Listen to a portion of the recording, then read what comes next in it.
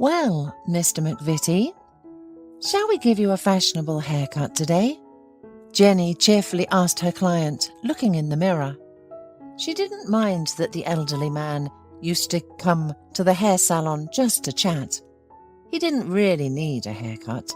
Jenny was his only friend, and he dropped by the salon to exchange a couple of phrases with her. The young woman was always friendly and never refused the elderly man a cup of tea. Jenny could keep up any conversation and was also very attractive. "Mr. McVitie, you really like our Jenny," joked the other hairdressers. "Maybe you should propose to her, because she's been a bride too long." "I would if I were 40 years younger. Jenny is a good girl, but it's too late for me to think about marriage now," joked the elderly man. "But I want to introduce Jenny to my nephew. She's shy, but he's a perfect guy, I swear." "Why can't he find a wife for himself?" the other women teased him. "Maybe he's ugly or disabled." "No, he's healthy. Robert is a good guy and not crooked at all. He's got enough health for 3 people. He works as a firefighter. He's brave in everything, except when it comes to women. As soon as he sees a girl, he loses his tongue and can't say 2 words. But you like it when men approach you with beautiful speeches, don't you?" "That's right, Mr. McVitie," Jenny smiled. "We girls become stupid like that when some ladies' man pours honey in our ears." "Maybe your Robert is a good guy, but forgive me, I don't want to meet him. I'm not ready to find my own destiny by such way. I want to find my prince by myself and fall in love at first sight. And maybe I'll regret it later. But I really want to have at least one passionate romance in my life. With flowers, courtship, restaurants, tender words, many, many beautiful words, so that I can remember it in old age, even if it turns out to be a lie." "You're a fool, women," the elderly man coughed. "You go after some talkative loafer who doesn't even answer you properly, and the good, serious guys are left out." Mr. McVitie, grunting, got up from the chair, looked at his reflection, which had become younger after the haircut, and turned to Jenny. "You have golden hands, daughter. Thank you. Well, if you don't want to meet my relative, that's your right.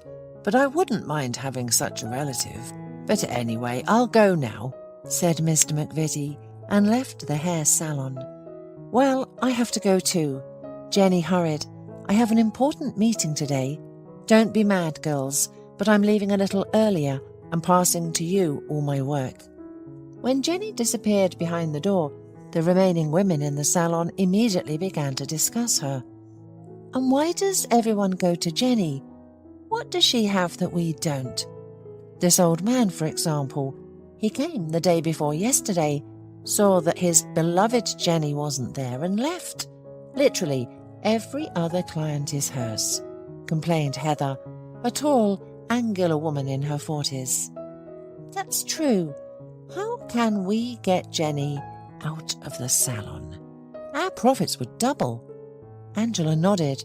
"I've been working at the salon for 5 years since Jenny arrived. Half of my clients flock to her. She cuts hair better, you know." "No way. She cuts hair normally. She's just young and pretty. The men just switch over to her." "Angela, maybe you should be more gentle with them. Maybe then they wouldn't switch over as much," giggled Heather. "Besides, you seem more like a hairdresser from a poor neighborhood. You smoke too much, and you always mutter something under your breath. Listen, I wouldn't even sit in your chair." "Oh, come on, Heather. Did you graduate from the college for noble girls or something?" While the 2 envious women talked about Jenny, the girl was hurrying to her date. She had recently met a man who unexpectedly caught her eye from the very first moment they met. Stephen made an impression as a serious and responsible person, but he wasn't a bore. He knew how to court a woman and showered Jenny with compliments. She liked that he was passionate about his work, but always made time for her. Handsome, well-groomed, in a nice car, with a nice job and income. That's precisely how Jenny imagined the man of her dreams. They had only been seeing each other for a few weeks, but the girl was already ready to follow her prince to the ends of the earth. Mr. McVitie is so funny, Jenny thought about her conversation with the elderly man. He's always trying to set me up with his nephew. But really, how could he know that I'm not really listening to him? All I can think about is Stephen. I wonder where we'll go today. To a restaurant, or will he invite me to his house? The romance between Stephen and Jenny developed quickly. It seemed like they were head over heels in love with each other and couldn't live without their other half. Stephen showered Jenny with gifts, luxurious bouquets, and eventually gave her the coveted box with the engagement ring adorned with a beautiful diamond. "Oh, girls," boasted Jenny to her co-workers at the hair salon the next day, "it seems like I'm getting married. My Stephen proposed to me." The naive girl couldn't understand that her joy and happiness annoyed her jealous colleagues. Excitedly chattering, she told them about the upcoming wedding and as proof showed everyone the ring with the precious stone. "Well, why is this fool so lucky?" Heather and Angela whispered maliciously. "Now she's even grabbed herself a rich man. She must be a witch, no doubt." "Well, maybe now she'll leave the salon and we'll get her clients." "That's right, and this rich guy will soon leave her. All these rich guys are the same. They use young bodies and find themselves a new beauty." But Jenny didn't have time for gossip. She didn't listen to anyone, and she literally flew, elated with her happiness. Finally, a bright streak had come into her life after everything had gone wrong for so long that she had even stopped waiting for someone to turn on the light at the end of this endless dark tunnel. She always lived a very simple and even poor life. Her father left the family when she was only 3 years old, and her mother raised her alone. They lived in tiny apartments in densely populated, high-rise buildings. When Jenny turned 16, she finished hairdressing courses and started working. All the money she earned in the first few months went towards renting an apartment in a better neighborhood. Although this housing was not very much different from their old apartment, for all 16 years of her life, Jenny understood for the first time what it was like to live in a not-so-crowded building. Nobody hovered over her, and they didn't have arguments in the middle of the night right behind the wall. Jenny thought that now everything would work out for her and her mother. But it was not to be. Jenny's mother became ill. At first, they didn't pay any attention to her frequent indispositions, but after 6 months, doctors diagnosed her with a terrible disease, cancer, and everything went downhill again. Now Jenny worked like crazy, trying to earn something for her mother's treatment, but all to no avail. Her mother died a year later, leaving the girl completely alone. Her beloved work saved Jenny from loneliness. Jenny loved cutting people's hair. She did it with love and great enthusiasm. People felt it and always went to her with pleasure. At work, Jenny was distracted and forgot about her troubles, at least for a while. No one among outsiders could suspect that the smiling, friendly girl was sorrowful and unhappy inside. Until she met Stephen, Jenny's relationships with men somehow didn't work out.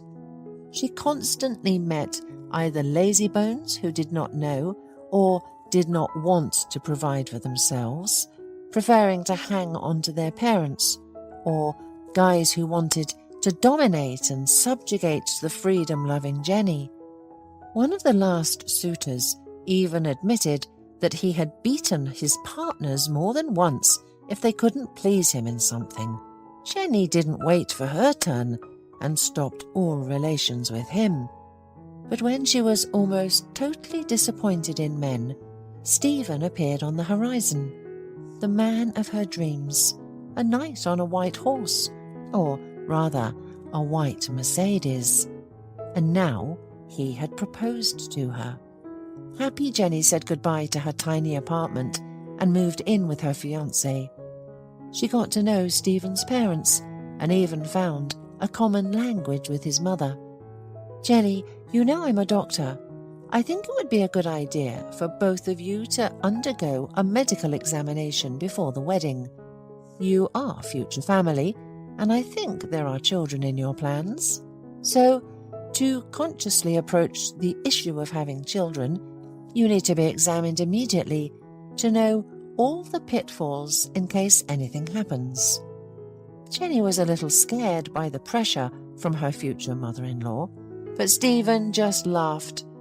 "Jenny, my mum has her own quirks, like any other person. This is one of the most harmless, I'll tell you. It's not a bad idea to undergo an examination, to be honest, and my mum will help us with this. She has plenty of acquaintances at the clinic. They will arrange something for us at the highest level." Jenny didn't want to argue with her future in-laws, especially since she understood that her mother-in-law was right in some way. "Well, kids, you're perfectly healthy, and as a mother and a doctor, I can give you my blessing," said her mother-in-law with a smile after a while. Jenny tried to smile back at her, even though she didn't trust the cunning woman very much. The wedding was only a week away, and the bride's thoughts were occupied with preparing for the upcoming celebration. Later that evening, Stephen was taking a shower after a long, stressful day at work, while Jenny lay in bed, scrolling through social media pages. Suddenly, Stephen's phone vibrated. Jenny accidentally glanced at the screen and saw the number and photo of a girl. Something sharp and cold pierced her heart. After hesitating for a split second, she took Stephen's phone in her hands and opened the message. "My love, I miss you.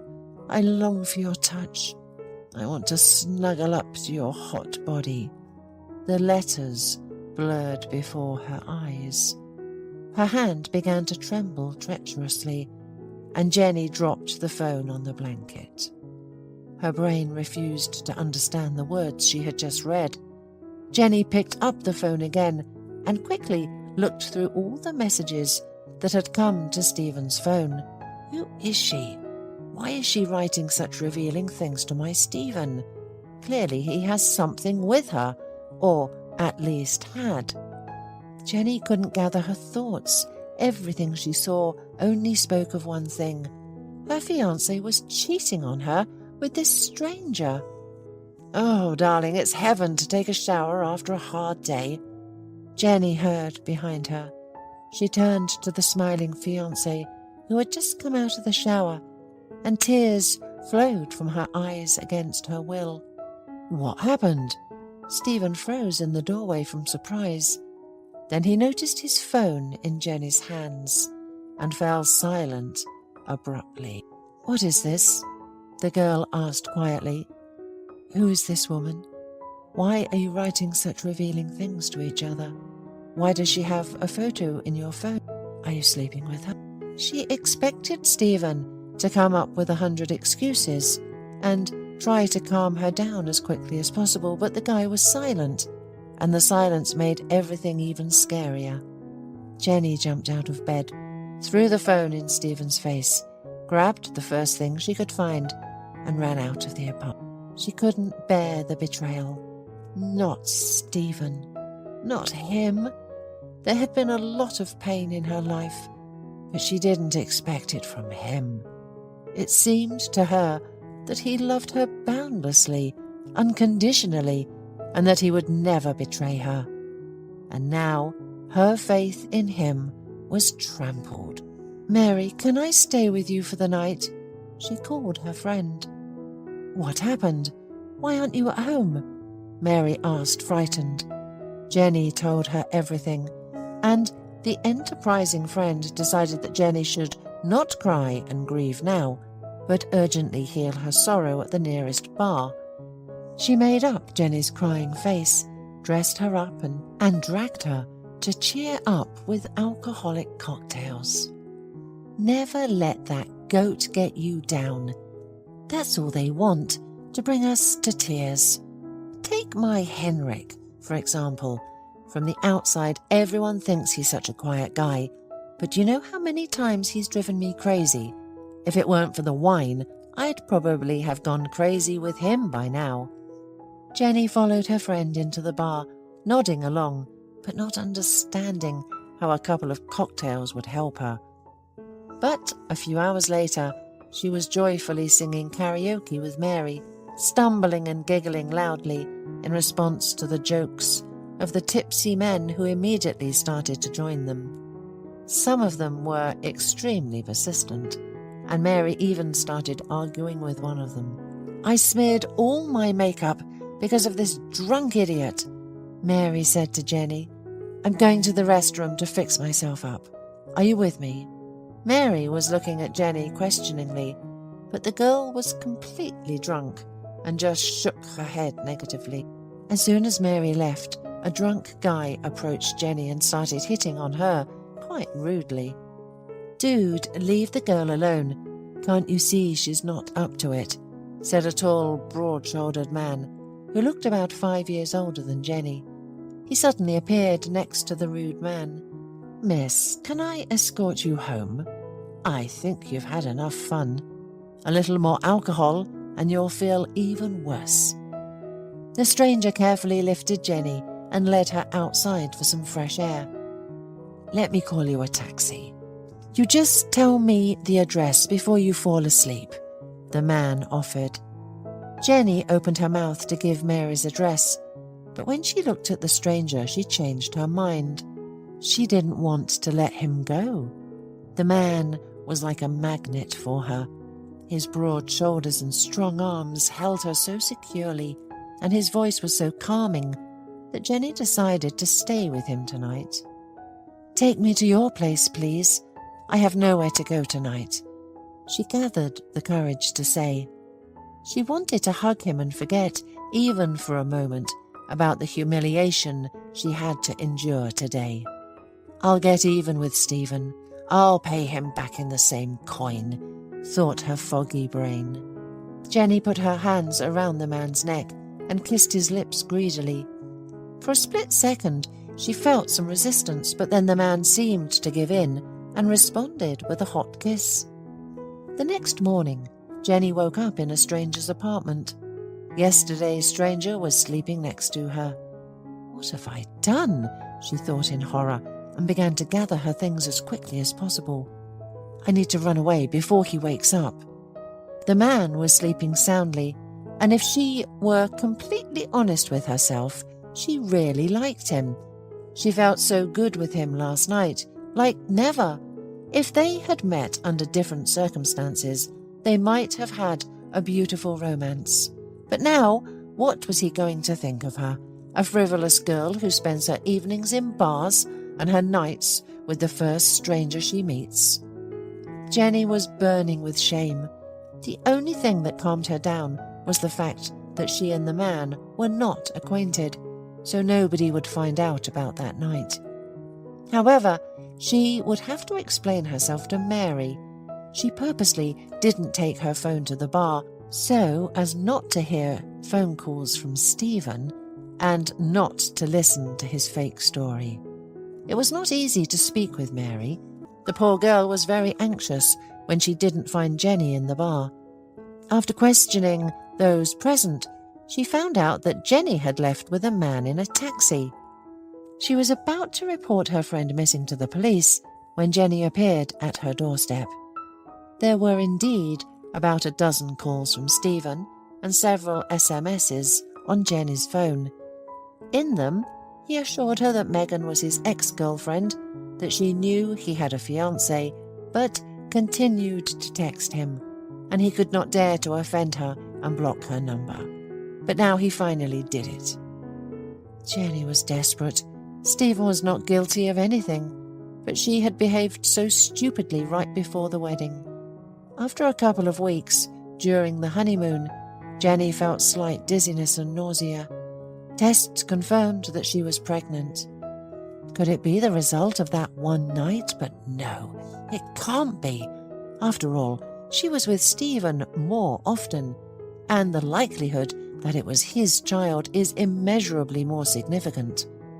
Jenny tried to calm herself down and forget about that night, like a dream that should dissipate upon awakening, leaving a light haze of regret for something that did not come true.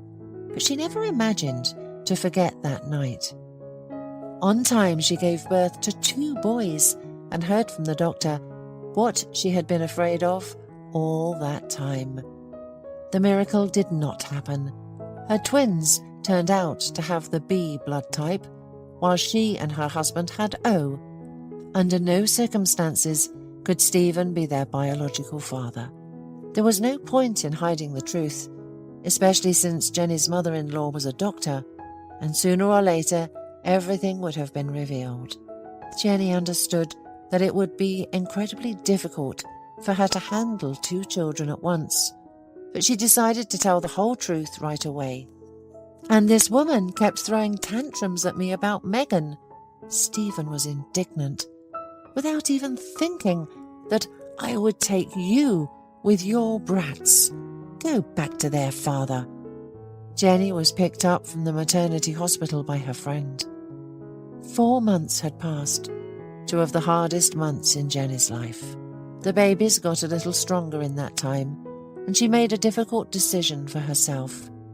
After placing them in daycare, she returned to work, bringing joy to her clients and disappointment to her colleagues. One of the first people to greet her was Mr. McVitie. "Jenny, how I missed you. How are your kids? How are you, my dear? I'm certainly happy to see you, but why did you go back to work so early?" "Well, there's not much to tell, Mr. McVitie. Good things are scarce. I split up with my husband." "What are you saying? How could this happen? What a scoundrel he turned out to be." No, he's not to blame for anything. It just happened. In general, this story is not interesting to anyone for long, but thank God my little ones are alive and healthy. Well, that's the most important thing, Jenny, that the children are healthy and growing up without getting sick. It's hard for you, I understand. It's good they enrolled them in daycare. Yes, of course, it would have been better later, but there was no other way. I'm alone. Well, that's fixable. You'll find a good person, believe me. And you're not alone. You have so many grateful clients. You're like family to us. Here's what I propose. I'll organise a fan club for Jenny, the hairdresser, and her sons. Am I a movie star to you, Mr. McVitie? Jenny laughed, probably for the first time in many, many days. For some reason, these words of the old man made her feel light-hearted. How is a mother of twins not a star? She'll shine brighter than any star. That's it, we've decided. We won't leave you alone. When's your day off? Give me your address. My nephew and I will come to visit, pick you up with the little ones, and we'll go on vacation. Come visit us this Sunday. Robert, my nephew, will make a barbecue. We'll eat, chat, and maybe even go to the countryside. Do you know what kind of car Robert has? A Jeep. Your whole big family will fit in it. Mr. McVitie, are you at it again? Why are you deciding everything for your Robert? Does the young man really need to spend his day off entertaining us? I'm not trying to match you up with him. I'm just inviting you over. I'm a great cook myself. All right, we'll be there for you at 10 on Sunday. The verdict is final. No appeal. Oh, if only I could shed 40 years, said Mr. McVitie, and ran off to his business. The entire hairdresser burst out laughing. What an old man. Look, Jenny, if his nephew takes after him, don't let him go. But where am I supposed to go now with my kids? Jenny waved her hand. However, Jenny put on her best dress on Sunday morning and dressed her little ones in cute outfits. Just in time, the doorbell rang. Jenny hurried to open the door and almost fainted.